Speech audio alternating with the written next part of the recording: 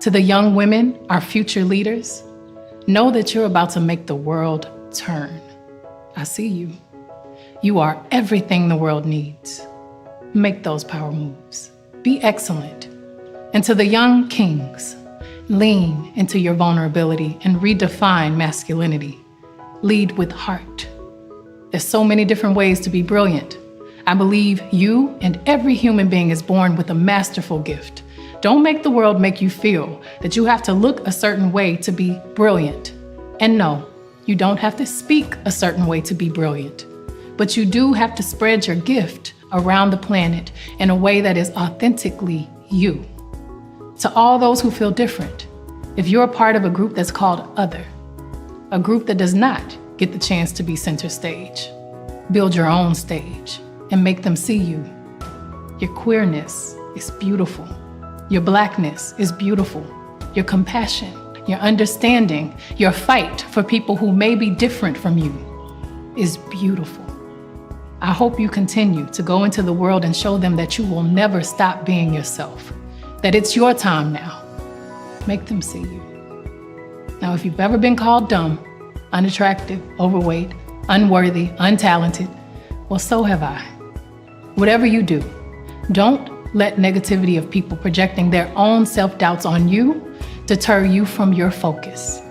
I know those moments are painful, and you're human and it hurts like hell, but now is the time to turn those criticisms into fuel and motivation to become a beautiful beast. Respect is everything. There's no successful relationship without respect, nor a successful movement if the basic principle is not respect. The world will respect you as much as you respect yourself. I'm often asked, what's your secret to success? The shorter answer, put in that work. There may be more failures than victories. Yes, I've been blessed to have 24 Grammys, but I've lost 46 times. That meant rejection 46 times. Please don't ever feel entitled to win. Just keep working harder. Surrender to the cards you are dealt. It's from that surrender that you get your power. Losing can be the best motivator to get you even bigger wins. So never compare yourself to anyone else. There will be wins and losses. There will be tears and laughter. You'll feel the shades of life deeply. Now, with success comes challenges. With your wins, you may start to notice people spending a lot of energy trying to tear you down. Try not to take it personally. Unfortunately, it's something that comes along with success. Whenever you feel like you're not in control or the world is against you, let that vulnerability motivate you into greatness. Keep pushing. Forget the fear, forget the doubt. Keep investing and keep betting on yourself. And congratulations. We all have purpose, even if we're still striving to understand what that is. When I decided as a teenager that acting would be my path, whether I recognized it or not, I was walking towards my purpose. As a young actress trying to make my way, survival figured into the equation, but not so much that I was ever willing to compromise my integrity. Is that there will be times when you seemingly face insurmountable obstacles, but that's when you dig deep into your soul for the courage and the fortitude to keep going and to never forget that despite life's detours, you are destined for greatness. So when you're told you're not good enough, you tell them, not only am I good enough, I'm more than enough. When they say, send her back home, you tell them, I am home. When they tell you that you're angry or nasty, you tell them that they're mistaken. This is me. This is me being resolute and standing firmly in my truth. And when they say you're not beautiful, you tell them that you are the descendant of royalty I would encourage you to take this experience with you as you go about your respective journeys. If the first woman God ever made was strong enough to turn this world upside down, these women together ought to be able to turn it right again. So sisters, we have much work to do, and together we are unstoppable. Always remember that our voices, the very power that we hold individually and all of us collectively, it does matter. Now is not the time to be silent. Find your purpose, pursue it relentlessly, passionately, and loudly. Be persistent and win.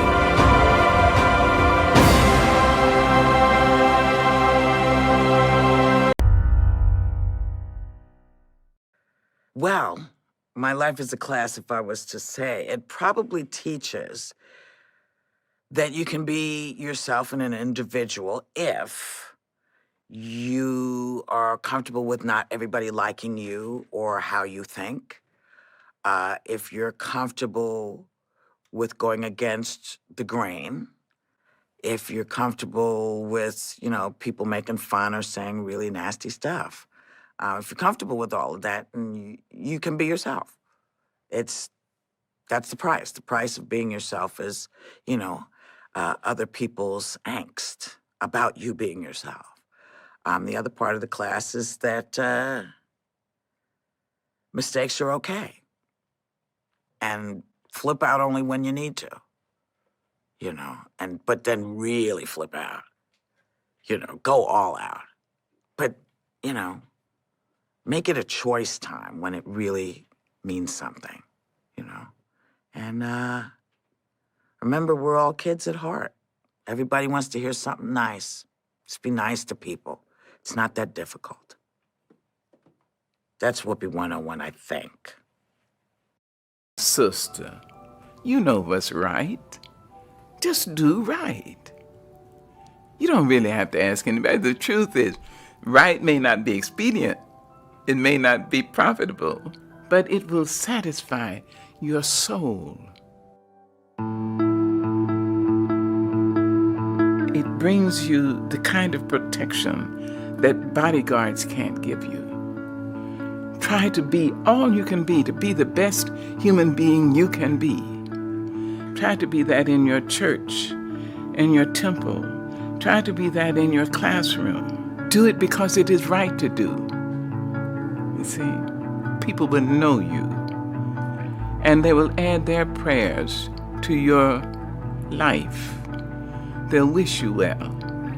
I think if your name is mentioned and people say, oh, hell, oh, damn, I think you're doing something wrong. But if your name is mentioned and people say, oh, she's so sweet, he's so nice, oh, oh, God bless her. There you are. So try to live your life in a way that you will not regret years of useless virtue and inertia and timidity. Create the highest, grandest vision possible for your life, because you become what you believe. When I was a little girl in Mississippi, growing up on the farm, only buckwheat as a role model, watching my grandmother boil clothes in a big iron pot through the screen door because we didn't have a washing machine and made everything we had. I watched her and realized somehow inside myself, in the spirit of myself, that although this was segregated Mississippi and I was colored and female, that my life could be bigger, greater than what I saw.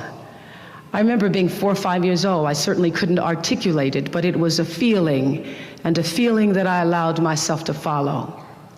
I allowed myself to follow because if you were to ask me what is the secret to my success, it is because I understand that there is a power greater than myself that rules my life. And in life, if you can be still long enough in all of your endeavors, in the good times, the hard times, to connect yourself to the source. I call it God. You can call it whatever you want, to the force, nature, Allah, the power.